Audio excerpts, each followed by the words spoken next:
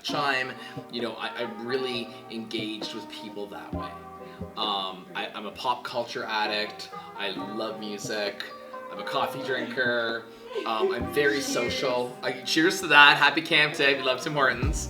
And it's like, I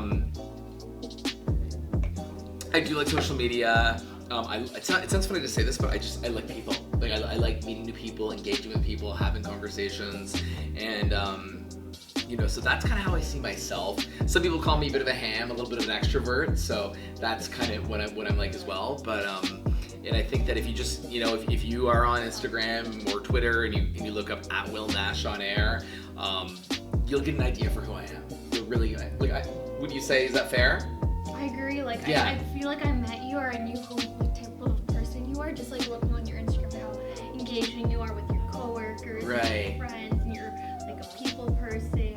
And then you even have your time where you're like, okay, this is not the day, but you still want positive energy to Exactly.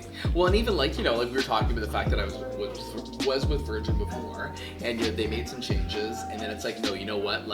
You always got to put your best foot forward when you're out there, because you just never know who's watching, listening, or seeing what you're doing.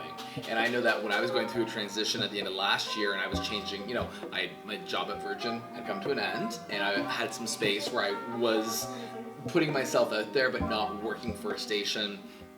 I did have a number of people come up to me and say, you know what, you handled that well. You didn't go on, you didn't slag anybody, you didn't trash anybody. And I was like, no, because I was finding other ways to push content out, right? And when I say it like that, I don't mean that what I'm trying to say is I would attend events, or I had some cool opportunities that I wanted to share online so that people would say, oh, okay, so he's still doing stuff. It might be on the radio right now, but he's at this concert or at this event or with his family or with his friends or whatever it is. He's still, because then that just makes you more relatable, I feel.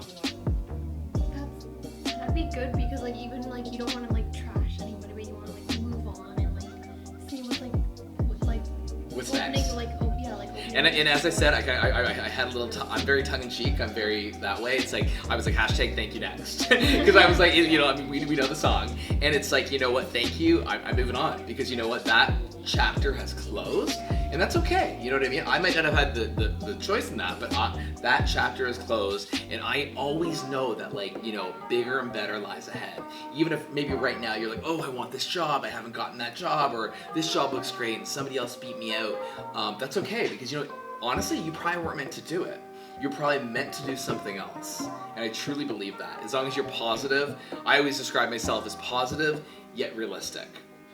Everything is not going to be, unicorns and rainbows 24/7, right? Sometimes you're gonna struggle to get that first job in the industry, or you might, one of your friends might beat you out to that job, and that can be hard to take, right?